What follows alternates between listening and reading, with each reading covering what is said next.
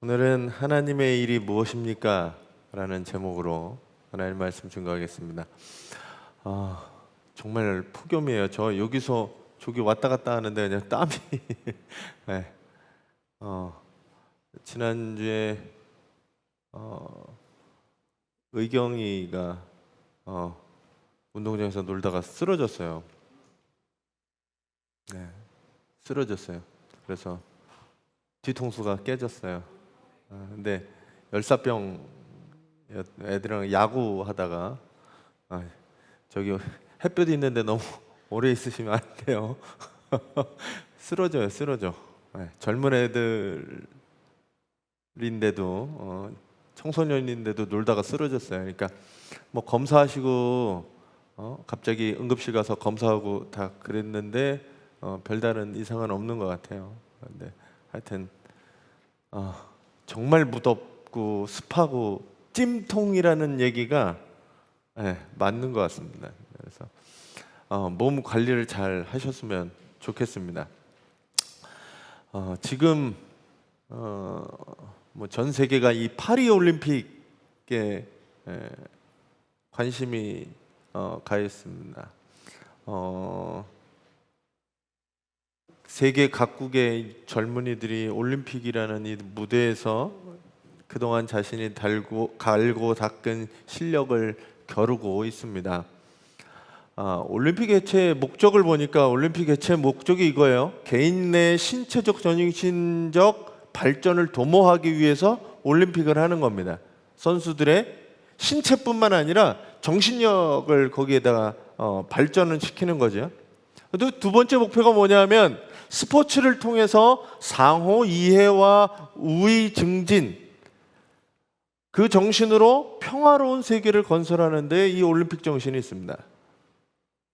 그러니까 스포츠를 통해서 이 세계 대전들을 겪을 때도 쉬긴 했지만 올림픽들을 계속 하려고 했던 게 세계 평화로운 세계를 건설하기 위해서 이 스포츠의 결전을 통해서 저 사람이 나하고 적이 아니라 선의로운 경쟁을 하고 그로 인해서 서로 발전할 수 있는 거, 그게 바로 이 스포츠 정신이죠.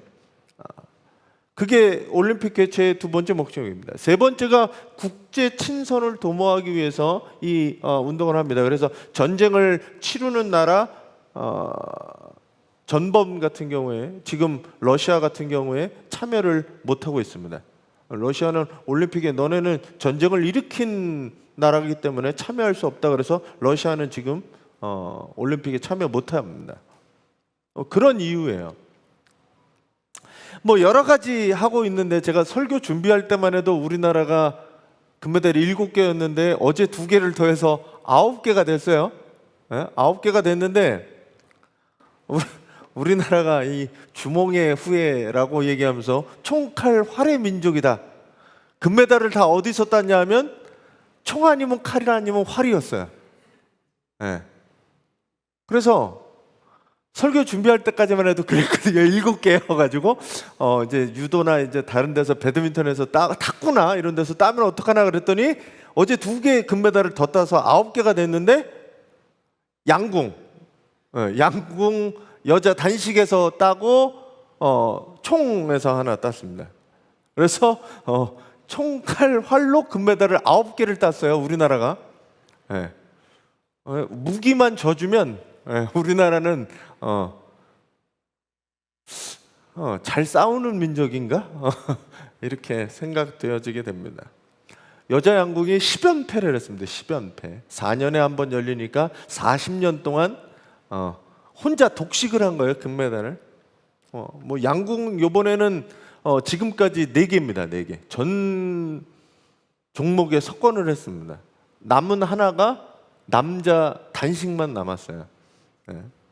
그것도 뭐 세계 1등들이 다 한국이라 모르겠습니다. 옛날부터 우리나라는 이 활을 잘 쏘는 민족이라고 말을 타면서 활을 쏘니까 그냥 쏘기도 힘든데 말을 타면서 쏘는 건 얼마나 힘들겠어요. 근데 그렇게 활을 잘 쏘는 민족이었다라고 하는 거죠. 그게 이제 국궁에서 양궁으로 바뀌면서 양궁은 70m, 그러니까 생각보다 거리가 가깝지는 않습니다. 표적지가 122, 지름이 122cm인데 70m에서 보면 작게 보이죠. 네. 그게 1점부터 10점까지 이렇게 원을 2개씩 그리면서 점수가 있습니다. 굉장히 70m에서 보면 이 노란 것도 굉장히 작게 보이는 거예요. 사실 이게 저 사람들이 10점을 쏘는 게 쉽지는 않습니다. 중간에 변수도 있고 바람도 있고 하기 때문에 쉽지는 않습니다. 표적지에 김우진 선수가 이제 10을 쏜 거죠. 표적지에다가 선수는 활을 쏘게 됩니다. 근데 표적지의 역할은 뭐냐? 선수가 얼마만큼 점수를 획득했냐를 보여주는 게 표적지의 역할입니다. 표적은 목표도 되지만 표적지의 역할은 표적이 얼마나 점수가 나왔느냐라는 거죠. 표적의 역할은 그것이 어떤 것이 보여졌느냐, 보여주는 게 표적의 역할입니다. 성경에서 우리가 계속 오병이어 얘기를 하고 있는데 오병이어의 표적, 표징, 이 기적이라고 얘기하는 게 보여주는 게 있다는 거죠. 그게 보여주려고 하는 것을 놓치면, 기적에 갇혀버리면, 기적이 진위 여부를 따지는 것에 갇혀버리거나, 어떻게 먹었대? 빵이 갑자기 나눠줬는데 보니까 여기 또 생겼대? 거기에 빠져버리기 시작하면 무엇을 얘기하는지 보지 못한다는 거죠. 그래서 오병이어 얘기의 결론은 자, 오병이어의 결론은 여러분들은 어떻게 생각하세요? 5천 명이 먹고 12광주리가 남았다. 1번 오병이어의 결론이에요. 두 번째, 그걸 통해 사람들이 예언자로 예수를 인정하게 되었다라는 게 두 번째 결론입니다. 세 번째는 그래서 예수가 혼자 떠나가셨다. 이 중에 결론이 어떤 것 같으세요? 우리가 지금까지 들은 바로 인하면 5천 명이 먹고 오병이어를 통해 5천 명이 먹고 12광주리가 남았다. 4천 명이 먹고 7광주리가 남았다. 라고 하는 그 결론, 그것이 결론인가? 요한복음에서는 그게 결론이 아니라고 말합니다. 요한복음의 결론은 사람들이 예수를 인정했다라고 하는 그게 결론이 아니에요. 마지막, 그래서 어떻게 했느냐? 예수께서 사람들을 다 놔두고 혼자 떠나가셨다라는 거죠. 사람들이 어땠을까요? 오병이어에 모인 사람들이 배고파 죽겠는데 갑자기 예수께서 축사하시고 5천 명 먹었어요. 그 가운데 나도 먹었어요. 그 기적을 체험했어요. 그래서 얻은 게 뭐냐? 사람들이 이 기적을 체험하고 저분을 왕으로 세워야 되겠다라고 하는 것 때문에 예수는 사람들의 환호와 사람들의 기대 속에서 그럼 내가 너희들을 이끌어서 편하게 해줄게, 배부르게 해줄게, 평안을 줄게, 정치를 바꿔줄게 라고 한 게 아니라 뭐라고 얘기하냐면 그 사이를 떠나서 혼자 떠나가십니다. 이 얘기가 오병이어의 얘기였어요. 지난주에 예수님 없는 잔치, 예수님 없는 기적, 아무것도 아니라는 겁니다. 그리고 오늘 말씀이 시작되는 거예요. 오늘 말씀은 사람들이 큰 무리 중에 일부가 예수님이 혼자 사라지셨습니다. 제자들도 그들과 같이 사람들이 왕으로 하는데 자기도 자리 하나씩 차지하겠지 라고 하는 마음에 거기 그냥 같이 동요되고 흥겨운 마음이 있었을 거예요. 선교 여행도 갔다 왔겠지. 하나님의 능력을 받겠지, 얼마나 기쁜 마음에 예수님의 기적을 보고 이 사람들을 통해서 무언가 이루려고 할 때 주님이 없어진 겁니다. 제자들도 두고 예수님이 사라지셨어요. 결국 주인공은 없어지고 자기들끼리 즐겁게 기쁘게 환호를 하고 있었던 상황이죠. 그리고 나서 보니까 주님이 없는 거예요. 이분은 어디 가셨지? 제자들하고 같이 있지도 않고 예수님은 어디 가신 건가? 그리고 찾는 겁니다. 그래서 무리가 다 주님을 찾은 건 아니고 일부인 것 같아요. 일부가 배를 빌려다가 예수님을 찾으러 가서 예수님을 찾았어요. 가버나움이라는 곳에서 저기 예수님이 가셔서 처음 오늘 본문 시작은 이겁니다. 뭐라고 시작해요? 랍비요, 언제 여기 계셨습니까? 라고 묻는 거예요. 왜 혼자 여기 와 계신 거예요? 사람들 다 저기서 기다리는데 왜 여기 주님 오셨습니까? 라고 하는 사람들의 물음에 예수님께서 하신 말씀은 이겁니다.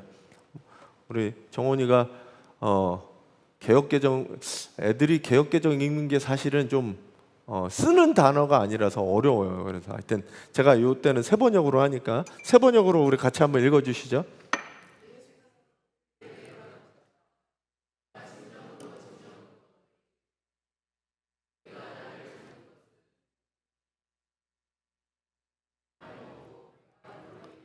네, 주님은 여기서 얘기하시는 게 너네들이 나를 찾는 거는 표징을 봤기 때문이 아니라고 얘기해요.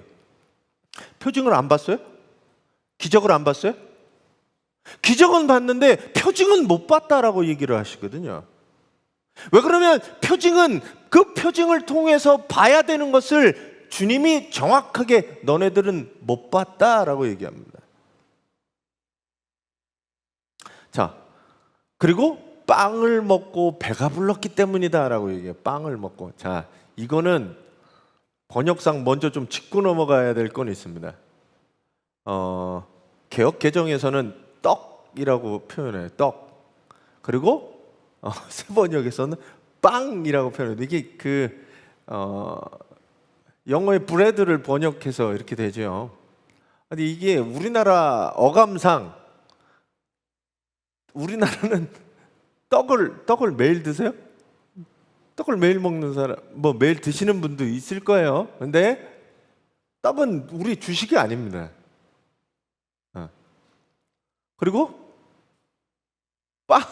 빵은 간식이죠. 사실 우리나라 사람한테 빵은 파리바게뜨잖아요.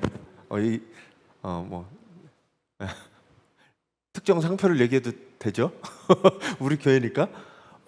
우리나라 빵은 굉장히 달아요. 왜냐하면 빵이 주식이 아니라서 그래요. 그러니까 외국 좀 다니셔본 분들은 외국 빵이 맛있을 수가 없습니다. 왜냐하면 우리 밥에 설탕 많이 뿌려 먹지 않잖아요. 왜냐하면 밥은 달게 먹거나 짜게 먹거나 하지 않아요. 그건 그냥 별 맛이 없어요, 사실은. 빵은 우리나라가 이해할 때 뭐라고 생각하냐면 간식이라고 생각하는 거예요. 밥 먹고 요즘에는 베이커리 카페가 많이 생겨서 밥 먹고 어딜 가냐면 밥 먹고 찻집에 가서 빵하고 같이 차를 드시는 게 우리나라의 일반적이에요. 그러니까 밥값보다 빵값이 이 디저트 값이 더 나오잖아요. 그래서 이 번역을 빵이라고 하면 어감상 먹어도 되고 안 먹어도 되고 그만이지 뭐. 디저트 개념이니까. 떡도 사실 비슷해요. 디저트 개념이죠. 사실 이 번역은 밥이라고 얘기하는 게 맞습니다. 오히려 이해가. 요즘 같은 세상에서 다이어트를 하고 고칼로리의 영양을 드시는 우리가 이 밥이라고 얘기하는 표현도 사실은 맞나 싶긴 하지만 우리의 양식, 주식, 내 생명을 유지하는 데 가장 필요한 근본이 되는 것, 그게 밥이라고 하면 밥이 더 많습니다. 하여간 생명을 유지하기 위해 근본적인 기본적인 에너지원, 그걸 바로 떡이 됐든 빵이 됐든 밥이 됐든 여러분들이 이해하시기 편하신 대로 이해하시면 될 것 같아요. 그겁니다. 오병이어를 통해서 사람들에게 기적을 베풀고 주신 이유는 뭐였냐면 생명의 양식, 생명의 유지, 그 근본 유지가 어디 있느냐? 예수에게 있다라고 하는 거였어요. 메시아가 누군지, 내 생명의 근원이 누군지 알려주는 게 오병이어의 기적이었다라는 거죠. 하지만 오늘 주님이 얘기하시는 거는 표징을 보고, 표적을 보고 예수가 보인 게 아니라 하나님의 기적을 통해 하나님이 보인 게 아니라 뭐가 보였냐면 그들에게는 배부름의 목적이 이루어졌다라는 게 보였다는 거죠. 배부른 거예요. 너네들이 나를 찾은 거는 표적이 아니라 배가 불러서 온 거야 라고 얘기한 겁니다. 단순히 배가 부르니까 돈이 되니까 먹을 수 있으니까 그래서 온 거잖아. 그래서 내가 너희들을 떠난 거야 라고 얘기를 하는 거죠.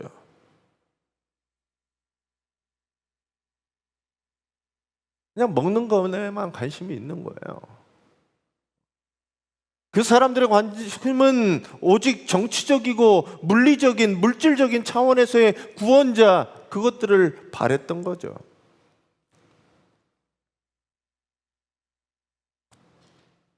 여기서 질문 하나는, 내가 교회에 오는 이유는 무엇인가? 여러분들이 교회 다니는 이유는 뭡니까?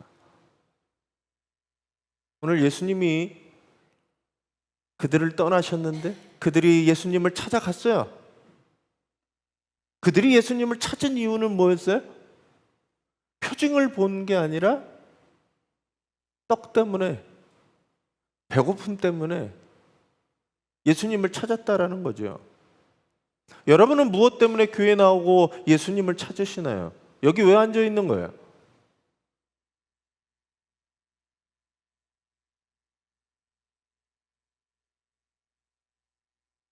밥의 문제? 먹고 사는 문제 때문에 교회 나오십니까? 그런 거 아니잖아요. 그럼 나는 여기 왜 와 있을까요? 하나님을 경배하기 위해서? 그냥 계속적으로 나오니까? 아니면 나중에 나 천국이라고 하는 곳에 가기 위해서 교회 나오는 거죠. 어떤 분들은 마음의 평안을 얻기 위해서 교회 나온다고 얘기하시는 분들도 있습니다. 그게 맞을까?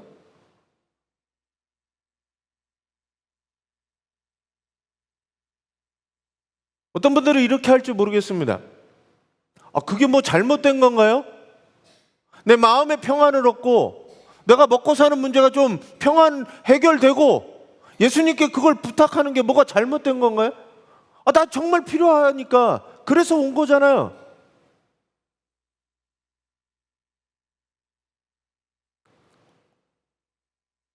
당장 배고픈데, 당장 먹고 살 거 없는데, 당장 힘들어 죽겠는데 주님을 찾아온 게 그게 뭔가 잘못된 건가요?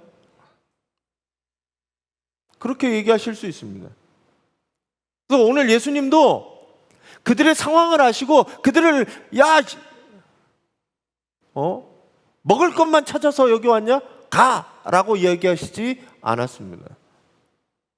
그들에게 뭐라고 얘기하시냐면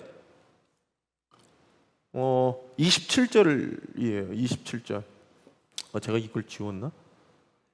27절인데 27절에 이렇게 되어 있습니다. 제가 읽어드릴게요. 너희는 썩어 없어질 양식을 얻으려고 일하지 말고 영생에 이르도록 남아있을 양식을 얻으려고 일하여라. 이 양식은 인자가 너에게 줄 것이다 라고 얘기해요. 그러니까 지금까지는 힘들게 일해서 썩을 양식을 위해서만 일했다면, 당장 배고픈 빵의 문제, 돈의 문제, 그걸로만 위해서 일했다면 이제는 그러지만 말고 없어지지 않을 영생에 이르도록 남아있을 양식을 위해서 좀 일해봐라 라고 얘기합니다.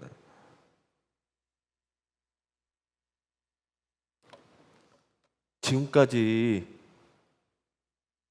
먹고 살기 위해서 내가 사는 문제 때문에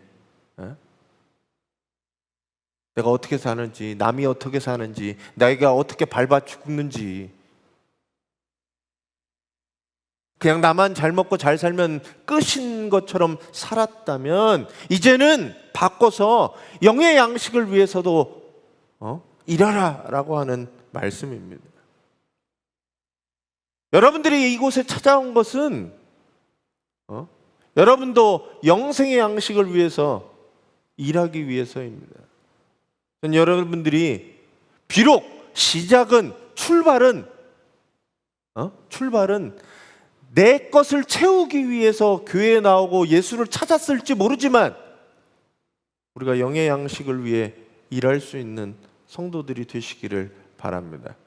그러면서 예수님 뭐라고 얘기하냐면 29절이죠. 같이 한번 읽어주세요.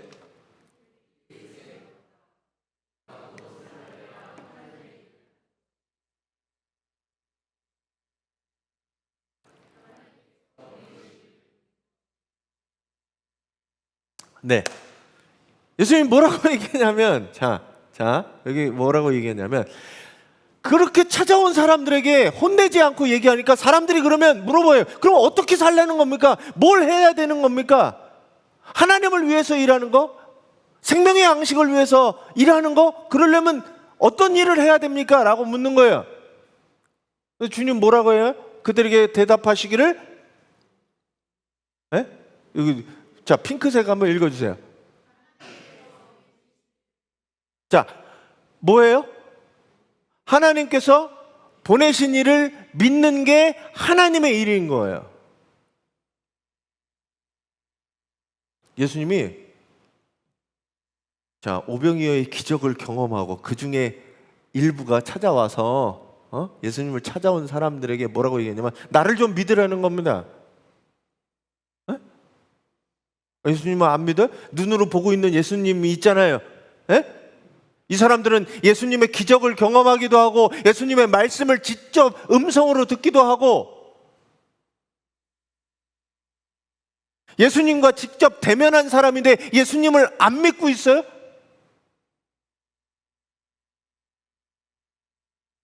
우리가 생각할 때는 믿고 있잖아요. 근데 뭐라고 얘기하냐면 주님은 날 좀 믿으라는 겁니다. 너네들 나 안 믿는 거야. 날 좀 믿으라는 거예요.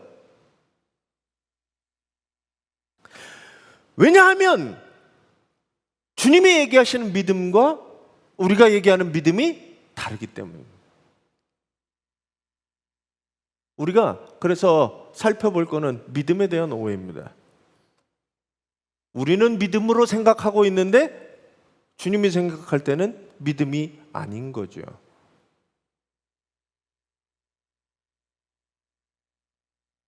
자, 첫 번째로 뭐냐면 아는 것을 믿는다고 착각하는 겁니다. 이건 많은 사람들이 이 함정에 빠져 있죠. 오해하는 거죠. 사실은 알고 있는데 믿는다라고 생각하고 있죠. 하나님이 계신 거 알고 있어요. 귀신도 하나님의 존재, 예수 그리스도의 존재 알고 있어요. 믿지 않죠. 존재가 있다는 거 알고 있습니다. 2000년 전에 예수 그리스도가 살아 계셨고 예수 그리스도가 역사적으로 있었고 십자가에 죽으셨고 알아요. 아는 것에서 끝난다는 거죠. 근데 믿고 있다고 생각합니다.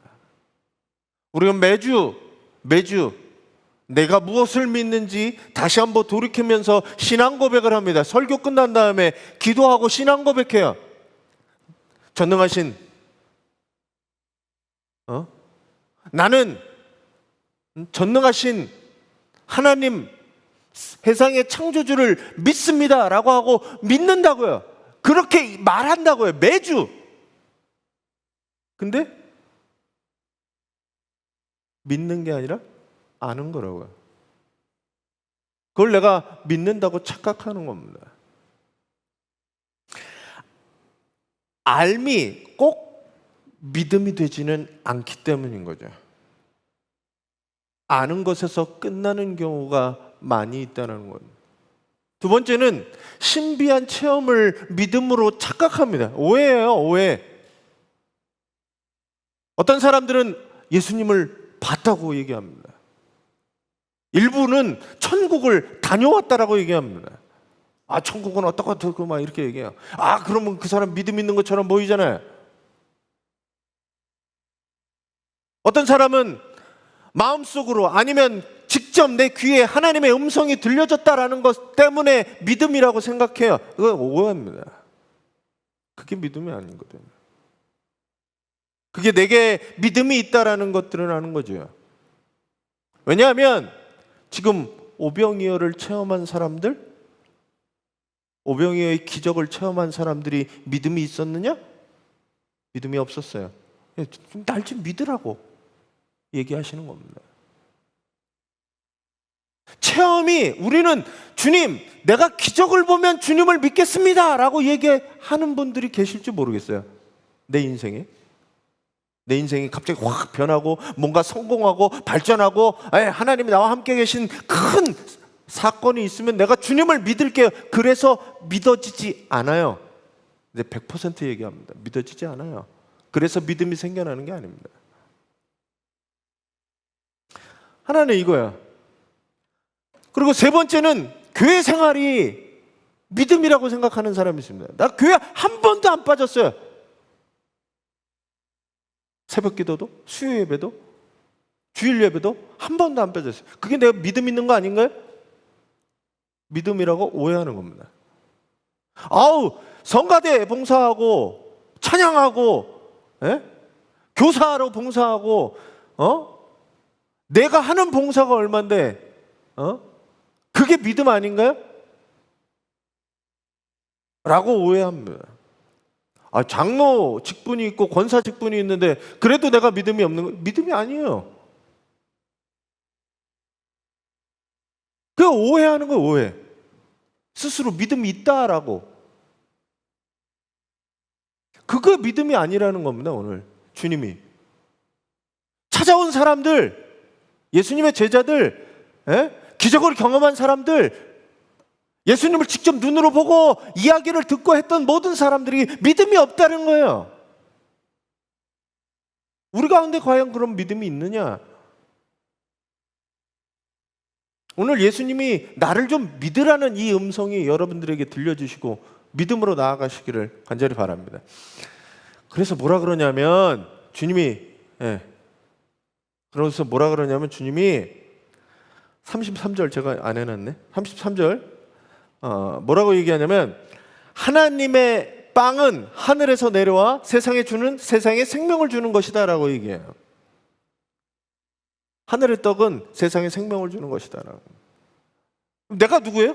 예수가 어떤 분이에요? 세상에 생명을 주는 근원이다 라고 얘기하는 거죠. 여러분들이 그걸 믿으십니까? 이게 믿는 거예요. 내가 믿는 거. 그분이 나의 구원자이시고 그분이 나를 살리고 그분이 내 생명의 근원임을 믿는 게 믿음이라고 얘기하는 겁니다. 근데 이거에 대해서 모든 사람들이 아이 그거 믿죠. 믿음이 있으니까 여기 나와 있죠. 라고 얘기를 하는데 이 질문을 살짝 바꾸면 고민하게 됩니다. 나는 과연 믿음이 있는 사람인가? 제가 이번 중고등부 수련회 가서 강사 목사님이 제가 설교 준비를 해야 되겠다 가서 시간도 있겠다 해서 갔더니 저녁 집회에 이 본문을 가지고 설교를 해서 인사이트를 조금 얻었어요. 믿음을 점검하는 중고등부 아이들한테 얘기한 게 믿음을 점검하는 조금 제가 바꾸긴 했습니다. 여러분들의 믿음을 점검할 때 내가 과연 믿음 있는가라는 걸 볼 때 첫 번째 질문이 이거죠. 구원이 인생에서 가장 중요한 문제라고 생각합니까? 여러분들의 삶에서 구원이 가장 중요한 문제인가요?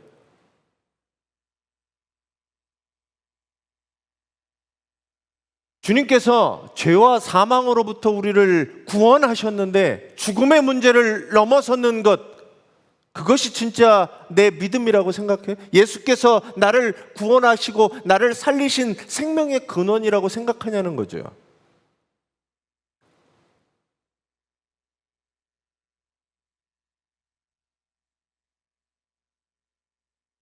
한번 돌아보시 말아요. 구원에 의해서 가장 내가 이게 중요한 문제인가?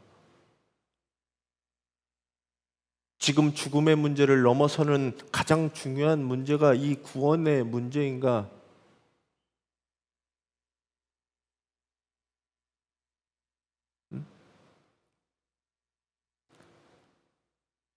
그걸 다른 식으로 질문하면 두 번째 질문이 됩니다. 그건 구원 없는 인생이 불쌍하다고 생각하신 적이 있어요? 이걸 조금 더 쉽게 얘기하면 구원받은 나와 구원받지 못한 부자가, 우리나라에서 가장 부자인 이재용이라고 해봅시다. 삼성 기업의 사장과 나를 바꾸라면 바꿀 것인가?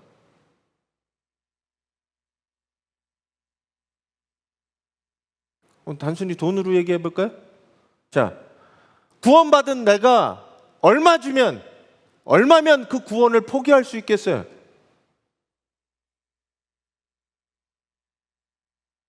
(1조) 정도 갖고 있으면 내 구원받은 나보다 구원받지 못한 (1조) 갖고 있는 사람, 그 사람이 더 나아 보이고 그럴까요? 아니면 구원받지 못한 것 때문에 돈의 액수와 상관없이 그 사람이 불쌍한 사람이다라고 여러분들이 부러워하지 않을 수 있습니까?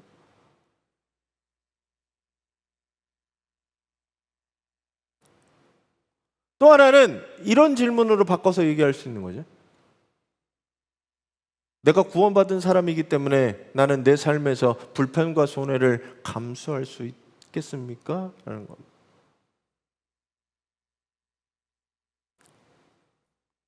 구원받은 사람 때문에, 구원받은 것 때문에 내가 좀 손해보는 것, 내가 좀 불편한 것,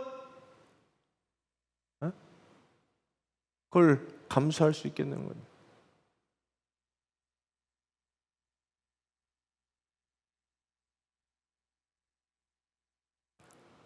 그거를 나뿐만이 아니라 우리 가족과 우리 아이들에게 이것들을 이야기할 수 있냐는 거죠.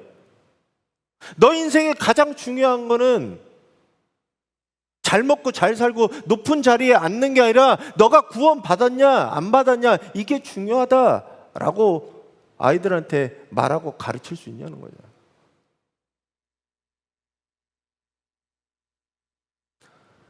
아이들에게 말하기 전에 과연 나는 그러고 있냐는 거예요. 나도 돈의 문제에 구원을 팔아먹고 살고 있지 않냐? 구원보다도 훨씬 먹고 사는 문제가 중요하지 않나? 우리의 믿음을 돌아봐야 되는 겁니다. 그러지 않으면 주님을 따르고 교회 다니고 봉사를 하고 난리를 쳐도, 방언을 하고 예언을 한다 해도 우리는 아무것도 아닌 게 되는 거예요.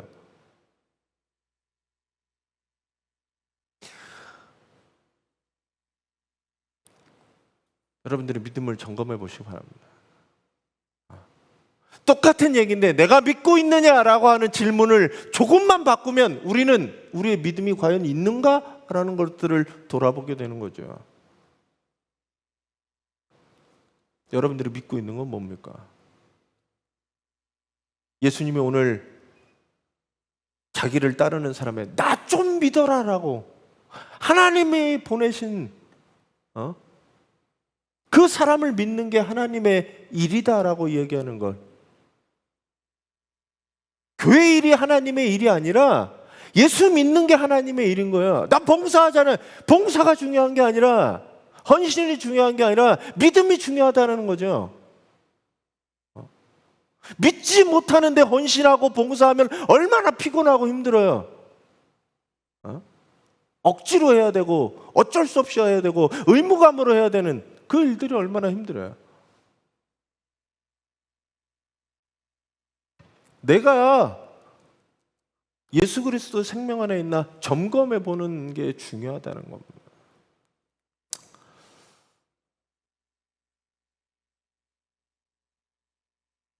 네.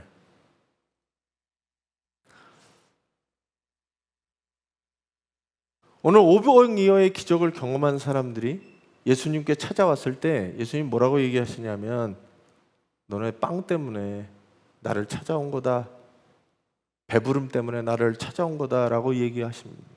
그리고 그들을 향해서 책망하지 않으시고 그러니 나를 좀 믿어라. 하나님께서 보내신 생명의 양식이 생명의 근원이 나니 나를 좀 믿어라 라고 얘기하십니다.